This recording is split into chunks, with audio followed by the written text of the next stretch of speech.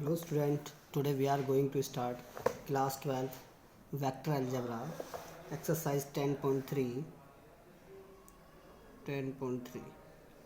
Student आज हम एक नया टॉपिक स्टार्ट करेंगे प्रोडक्ट ऑफ टू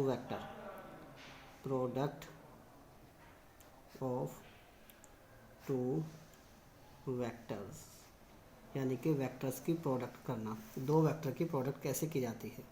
तो दो वेक्टर की प्रोडक्ट दो तरह से की जाती है, एक तो स्केलर प्रोडक्ट होता है और एक होता है वेक्टर प्रोडक्ट।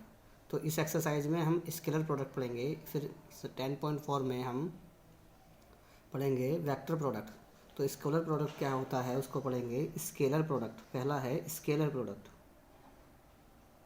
स्केलर या इसको बोलते हैं और डॉट प्रोडक्ट भी कहते हैं।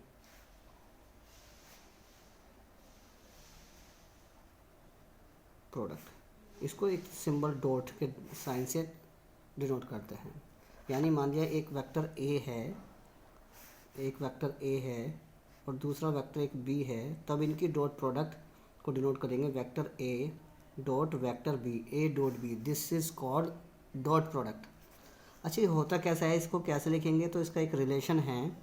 तो मान लिया ये वेक्टर कोई ए है, ये इनिशियल पॉइंट है वेक्टर ए, और ये वेक्टर बी है कोई, और इनके बीच में एंगल थीटा बनना है, ये एंटी क्लॉकवाइज डायरेक्शन के अंदर है।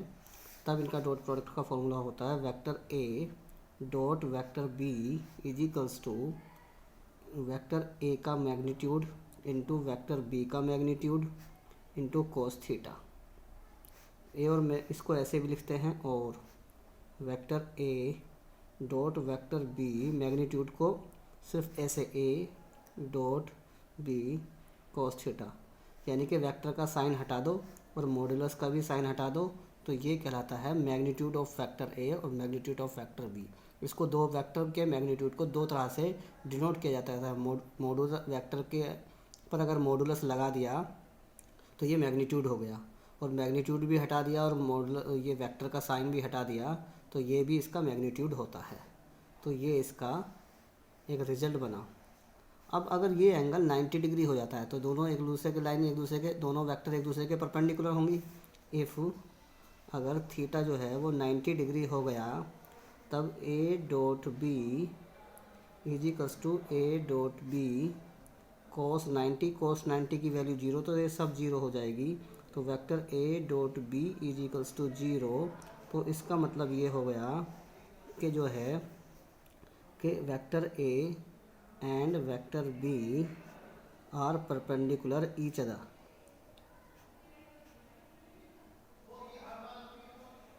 perpendicular each other,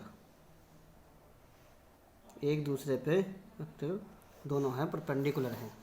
अगर स्टूडेंट फिर ये ना होकर अगर थीटा रिजल्ट दिया जाए थीटा इज इक्वल्स टू 0, तो vector A dot vector B is equals to A B cos 0 की वैल्यू 1 होती है, तो vector A dot vector B यानी ए बी। अगर लाइंस अगर वेक्टर पैरेलल है, इसका मीनिंग ये हो गया कि vector A and vector B are parallel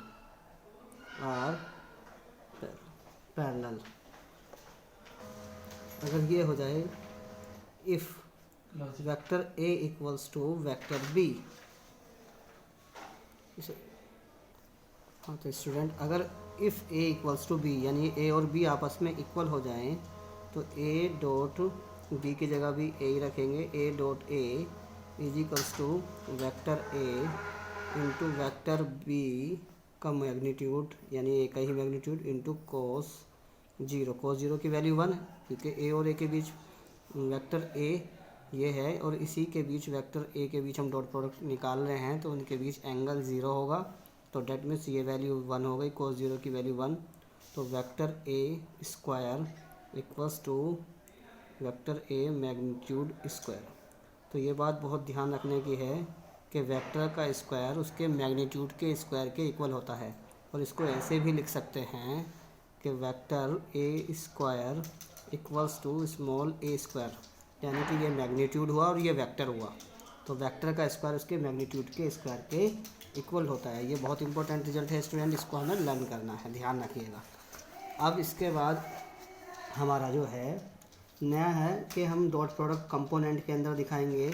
जैसे कि ये है कि आई डॉट आई, ये I dot I unit vector होते हैं, तो ये हो जाएगा आई का यूनिट वेक्टर का मॉडुलस मैग्नीट्यूड और यूनिट वेक्टर का magnitude into cos I dot I के बीच में एंगल 0 होगा, कॉस 0 की वैल्यू 1 और इसका मैग्नीट्यूड 1 होता है क्योंकि यूनिट वेक्टर का मैग्नीट्यूड ऑलवेज 1 इंटू 1।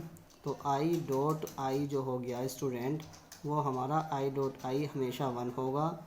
इसी तरह से जे डॉट जे की बात करते हैं तो वो भी 1, और अगर के डॉट के की बात करते हैं तो वो भी हमारा 1 होगा। तो हम कह सकते हैं एक चीज़ और है कि डॉट प्रोडक्ट कम्युनिटी लॉ को होल्ड करती है। डॉट प्रोडक्ट यानी कि ए डॉट बी, ये ध्यान में रखना, ए डॉट बी हो तो इसको बी डॉट ए निकालें, फाइंड करें तो दोनों इक्वल होंगे। तो this law is known as commutative property या कॉम्यूटेटिव लॉ। अब नया चीज़ आती है एक हमारा projection of vector of a line. Projection, इस पर क्वेश्चन आता है, projection of a vector of a line. किसी लाइन का प्रोजेक्शन ऑफ वेक्टर, किसी वेक्टर का लाइन पे प्रोजेक्शन। तो स्टूडेंट ये देखिए, ये कोई लाइन है हमारी, ओ ए हमारी लाइन है और ये ओ भी कोई वेक्टर है। इसको वेक्टर मान लिया, ये वेक्टर ए है और ये वेक्टर हमारा पी है, प्रोजेक्शन, और इसके बीच, इनके बीच एंगल थीटा है। तब ये पी वेक्टर इसका प्रोजेक्शन कहलाएगा और इसको फाइंड करेंगे। P vector equals to projection of vector, यानी दिस, ये लाइन थी ओ ए, इसकी साइड में, इसकी डायरेक्शन में हमने पी वेक्टर ड्रॉ वो किया, तो ये होगा projection of a vector A equals to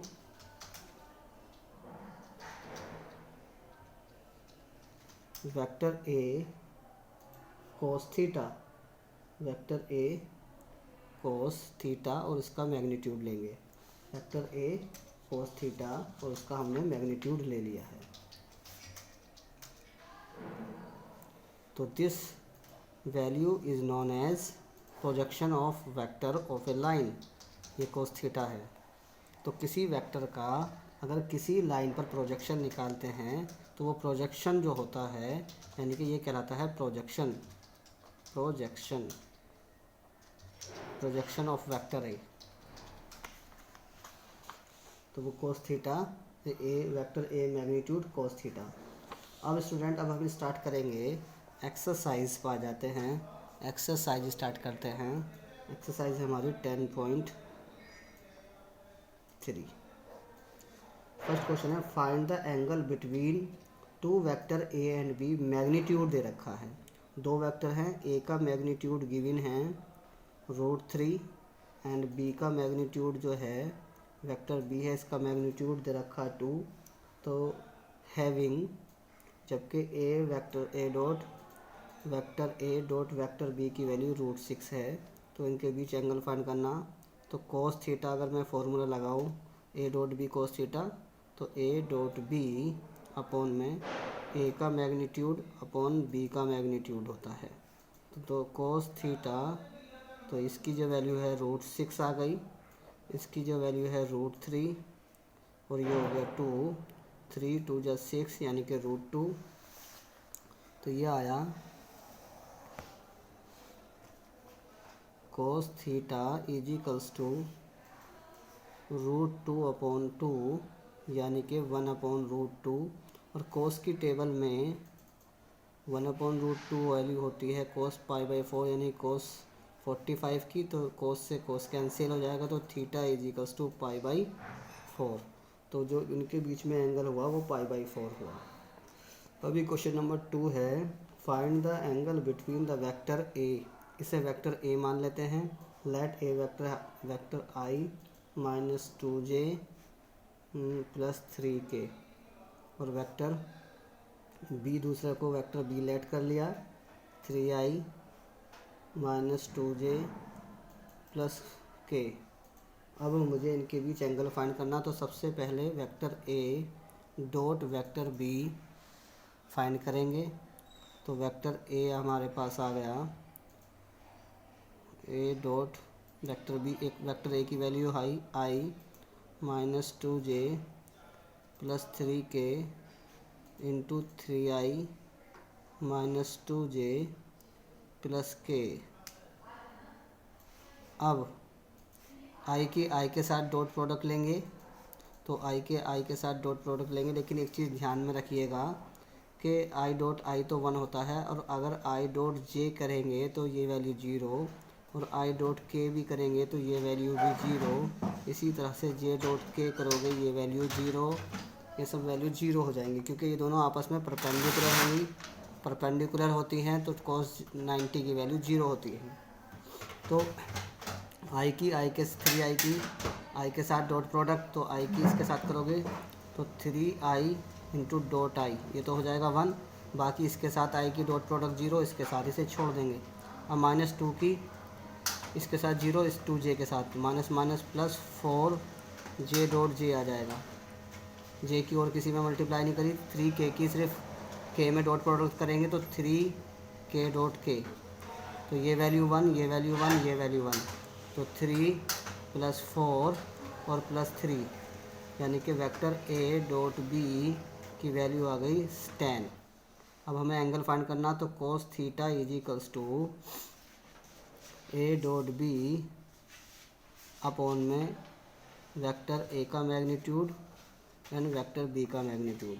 a dot b की value 10 upon vector a magnitude आ जाएगा, इसका मैग्नीट्यूड निकालो, यानी कि यहाँ पर देख लेते हैं, i का कोफिशिएंट 1 का स्क्वायर प्लस 2 का स्क्वायर करेंगे 4, और 3 का स्क्वायर करोगे 9, फिर इंटू b का यानी 3 का स्क्वायर करोगे 9, और 2 का स्क्वायर करोगे 4, और 1 का स्क्वायर करोगे 1, तो ये आ गया 10 अपॉन √14 इंटू √14, तो इनका स्क्वायर रूट को सॉल्व करोगे तो 10 अपॉन 14 कैंसिल करोगे तो 5 अपॉन 7 cos थीटा। हमें एंगल फाइंड करना, तो theta is equals to cos inverse 5 upon 7, ये आंसर हुआ स्टूडेंट। तो इस तरह से हमें बाकी के क्वेश्चन कंप्लीट करने हैं। आज की वीडियो में इतना ही देखेंगे, नेक्स्ट वीडियो में हम आगे के सम्स देखेंगे। Thank you very much.